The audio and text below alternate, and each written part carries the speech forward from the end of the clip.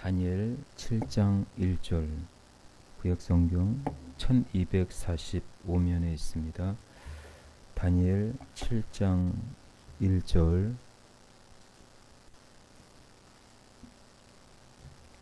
1245면 다니엘 7장 1절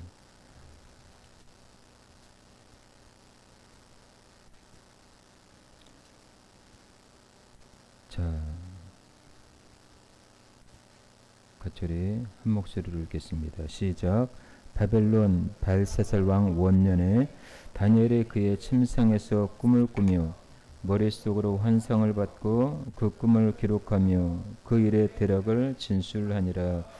아멘. 감사의 힘을 일천집씀 드렸습니다. 잠깐 기도합니다. 하나님 이 예물을 연락하시고 하나님의 귀한 뜻을 이루는 예물 되게 하시고 하나님의 아들에게 하나님의 뜻을 이루사 하나님 앞에 쓰임받는 아들 되게 하여 주옵소서. 하나님 상황 속에서도 늘 성령님의 인도하심과 감동에 의하여 하나님 움직여지며 무엇보다 하나님의 기뻐하신 아들 되기를 소망하오니 하나님의 역사하여 주옵소서. 마음의 심령을 새롭게 하셔서 하나님 주의 뜻이 무엇인지 분별하면서 지각에 뛰어나신 하나님의 평강이 그리스도 예수 안에서 우리 집사님의 생각과 마음을 지켜주실 줄로 믿습니다. 주님 역사하여 주시옵소서. 예수 그리스도 이름으로 축복하며 기도합니다. 아멘. 자, 오늘 우리 본문의 말씀은 우리 다니엘을 기록한 다니엘서를 기록한 세 가지에 대해서 설명해 주고 있습니다. 자, 오늘 첫 번째 우리 7장 1절에 보니까 바벨론 벨사살 왕 원년에 이렇게 얘기하고 있어요. 여기서 원년이라는 것은 뭐냐? 왕이 된 첫 해를 얘기합니다. 왕이 된 첫 해. 그러니까 벨사살이 왕이 됐을 때 그 첫 해를 가리켜 원년 이렇게 얘기합니다. 자, 벨사살 이런 일화도 있어요. 벨사살 왕의 아버지가 나부두누스라고 하는 사람인데 이 사람이 이제 바벨론 최후의 왕이에요. 그런데 이 바벨론 제사장들과 굉장히 사이가 안 좋아요. 왜 사이가 안 좋냐면은 당연히 바벨론 신을 믿어야 되잖아요. 그렇죠? 바벨론 왕으로서 바벨론 사람들로서 바벨론 신을 믿어야 돼요. 그 신이 뭐냐? 마루둑이라고 하는 신이에요. 마루둑. 예. 달의 신. 그러니까는 모든 그 신은 마루둑이라고 하는 신은 뭐냐면 세계를 창조한 신으로 이 바벨론 사람들은 믿고 있었단 말이죠. 근데 이 나부두누스라고 하는 이 벨사살 왕의 이 아버지가 그거를 믿는다라기보다 그걸 믿어야 되는데 다른 걸 믿고 있었다라는 거예요. 그러니까 벨사살 그 문화에 보면은 신이 한두 가지가 아니에요. 여러 신이 있어요. 그런데 벨사살 벨사살 왕은 바벨론 제국의 으뜸과는 마루둑이라고 하는 신을 믿어야지 정상인데 그것을 믿지 않고 다른 신을 더 집착하고 섬기다 보니까 당연히 바벨론 왕의 제사장들과는 당연히 갈등이 있었겠죠. 사이가 안 좋았겠죠. 예. 그래서 이제 마침내 이제 벨사살 왕이 이제 원년에 오르죠. 원년에 이래 왕위에 딱 올라서 이제 기록한 말씀들인데, 자, 1절에 보니까 벨사살 왕이 바벨론의 마지막 왕입니다. 이제 그래서 이제 다니엘 5장에서 어떤 내용이 나오죠? 귀족 1000명과 술잔치를 벌이죠. 그렇죠? 술잔치를 벌이다가 하나님의 심판이 임하죠. 그렇죠? 하나님의 심판이 임해요. 자, 예수 믿는 성도들 중에서도요, 구약 성경 처음에 나오는 에덴 동산의 이야기를 신화로 생각하는 사람들이 있어요. 신화. 예. 자, 우리는 성경 한 글자 한 글자를 하나님께서 영감을 불어 주셨기 때문에 이것은 성경적으로나 과학적으로나 역사적으로 틀리지 않아요. 이거를 뭐라고 얘기하느냐 한번 따라서 합니다. 축자영감설. 축자영감설. 예, 축자영감설이라는 건 뭐냐면 실제적으로 이 성경이 맞다. 허구가 아니라 과학적으로 역사적으로 사실적이다라는 말이 바로 축자영감설이라는 거예요. 자, 출애굽 사건도 이스라엘의 광야 생활과 가나안 입성도 전부 이스라엘이라는 한 나라의 역사임을 우리가 알아야 합니다. 그리고 신약의 역사성인데, 자, 신약의 중심은 말할 것도 없이 예수님의 성육신 그리고 죽음과 부활이죠. 십자가. 그래서 우리 인간의 이성으로는 이해가 안 되는 게 당연한 거예요. 어떻게 예수님께서 무리를 걸었고 동정녀에서 탄생을 하고 그리고 십자가를 지고 죽은 자가 어떻게 다시 살아날 수 있을까라고 하는, 이거는 도저히 인간의 이성으로는 이해가 안 되는 거예요. 그런데 성경은 이성으로 깨달아서 믿어지는 게 아니에요. 그냥 믿는 거예요. 믿는 거. 할렐루야. 예, 믿는 거예요. 예. 이성으로 이해가 안 된다고 역사와 과학이 아닌 게 아니거든요. 인간의 역사에는요, 인간의 이성으로는 이해할 수 없는 영성의 깊은 강이 흐르고 있어요. 그게 뭐예요? 예수 그리스도라는 이 역사. 예수 그리스도라는 역사. 예. 그래서 구약이나 신약이나 다 예수 그리스도에서 설명해주고 있다라는 거예요. 예수 그리스도. 예. 그리고 계시록의 역사성을 우리가 본다면요, 예수님께서 재림하실 것이라는 것이 역사예요. 역사. 반드시 역사예요. 예. 천년 왕국과 천국과 지옥도 마치 그 허구가 아니라 역사라는 거예요. 역사. 자, 여러분들, 예수님의 재림을, 예수님이 이 땅에 다시 오신다라고 하신 그 재림을 우리가 믿지 않는다면 우리가 교회 나올 필요가 뭐가 있겠습니까? 예수 믿는 목적이 내 영혼이 예수 믿고 거듭나서 천국 가는 거 아니에요. 그렇죠? 예? 예수님께서 반드시 이 땅에 심판으로 오신다고 하는 그 재림의 주님을 우리가 믿지 않는다라면 우리의 신앙생활은 헛것이라는 거예요. 헛것. 예. 여러분들, 예수님 다시 오실 예수님을 믿으시길 바랍니다.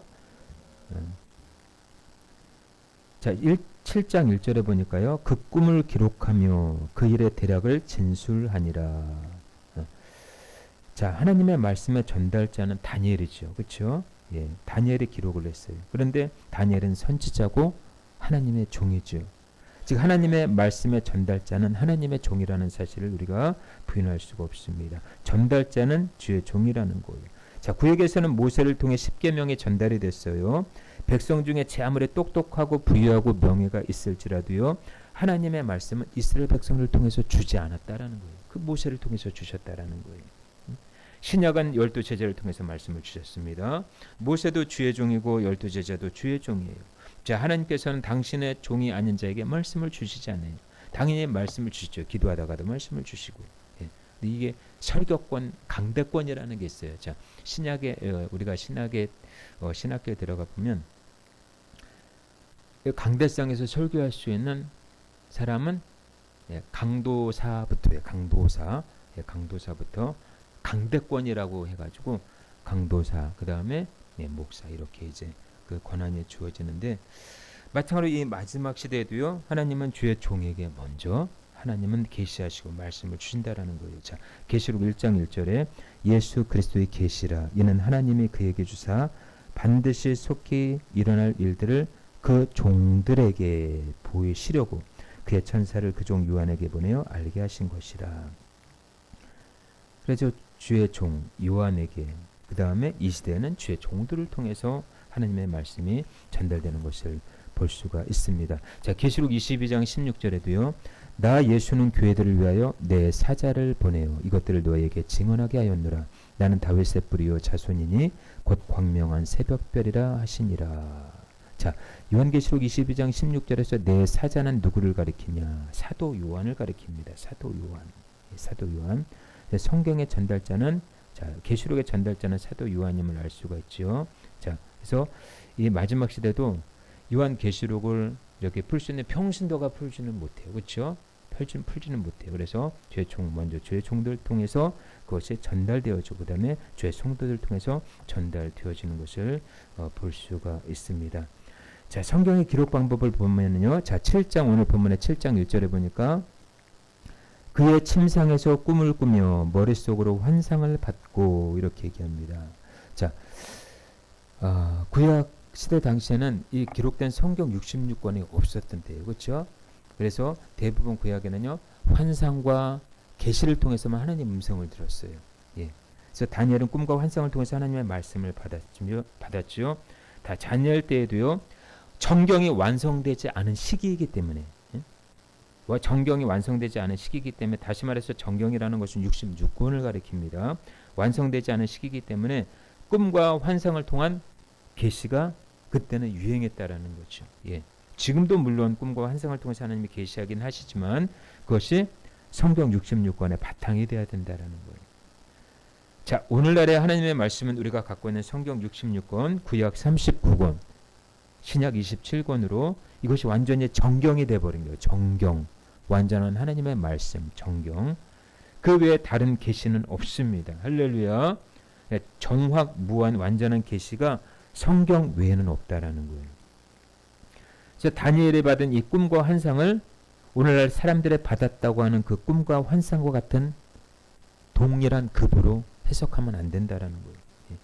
다니엘이 받은 것은 하나님의 계시, 하나님의 말씀입니다. 자, 그때는 성경이 없었어요. 기록된 성경이 없었기 때문에 하나님께서 꿈과 언어나 환상을 통해서 당신 자신을 이렇게 나타내 보이기도 했습니다. 자, 오늘날에는 성경 66권이 있기 때문에 성경 외에 다른 즉 환상이나 꿈을 통해 하나님이 말씀하신다라는 거예요. 말씀. 예. 다만 이것을 성경의 권위보다 위에 두면 안 된다라는 거예요. 환상이나 계시나 이 모든 것들을 성경 말씀 위에 두면 안 된다라는 거예요. 하나님의 말씀을 권위 밑에 둬야지 환상이나 예언이나 이런 걸 하나님의 말씀보다 더 위에 두면 안 된다라는 거예요. 굉장히 이게 위험할 수가 있어요. 그래서 먼저는 여러분들이 말씀을 통해서 은혜 받아야 되고 말씀에 온전히 세워져야 돼요. 예. 말씀을 들여하고 환상이나 예언이나 여기에 너무 집중하다 보면은 이게 말씀이 자리 잡지가 못해요. 하나님의 말씀 자신이기 때문에. 그래서 꿈과 환상을 통해서 주님은 분명히 말씀을 하시지만 말씀의 권위 아래에 두었다라는 거예요. 두었다라는 거.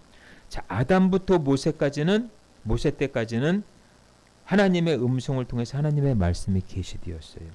모세부터 예수님의 초림 때까지는 말과 글과 꿈과 환상을 통해 계시되었죠.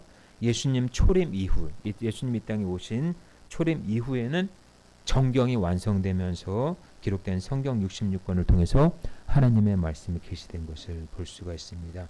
그래서 여러분들 우리는 어떠한 경우에도 유일무이한 하나님의 계신 66권의 성경 말씀의 권위 앞에 우리는 머리 숙여야 될 줄로 믿습니다.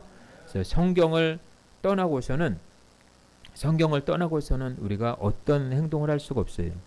우리가 기도도 마찬가지예요. 성경에 보니까 율법을 듣지 아니하면 그의 기도도 가증하니라 이렇게 잠언서에 나와 있어요. 그러니까 기도만 열심히 해도 안 되고 말씀만 열심히 읽어도 안 되고 둘이 같이 가야 돼요. 할렐루야. 예. 성경 말씀과 기도가 같이 가야 돼요. 그래야지 이게 흔들리지 않습니다. 자, 모든 성경은 하나님의 감동으로 된 거예요. 자, 디모데후서 3장 16절에 모든 성경은 하나님의 감동으로 된 것으로 교훈과 책망과 바르게 함과 의로 교육하게 유익하니 이렇게 얘기하고 있습니다. 그래서 성경의 절대 권위를 무너뜨린 것이 바로 가톨릭이라는 거예요. 가톨릭, 천주교. 자, 가톨릭은 인간의 말, 그렇죠? 교황의 말을 성경 말씀의 권위에 위에 놓았다라는 거예요. 말씀 위에 놓았고 그 결과로 진리와 거짓을 섞은 혼합 종교가 되어버렸습니다. 자, 그래서 7장 1절을 통해서 우리는 다니엘의 다니엘서를 기록한 세 가지 의미를 우리가 살펴봤습니다.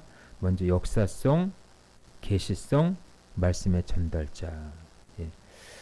그래서 우리는 우리 다니엘서 7장을 통해서 우리가 여러분들 마음에 꼭 담을 수 있기를 바랍니다. 성경은 완전 무결한, 성경 외에는 계시가 없다라는 거. 모든 계시와 모든 환상과 모든 예언은 하나님의 기록된 말씀을 통해서 주어진다라는 거 꼭 기억하시길 바랍니다. 하나님의 말씀을 통해 점검을 받아야 돼요. 기록된 성경 말씀을 통해서 점검을 받아야지 예언도 진짜인지 아닌지를 분별할 수가 있어요. 여러분들이 기록된 성경 말씀을 통해서 분별할 수 있기를 주님의 이름으로 축원합니다. 아멘. 기도하겠습니다.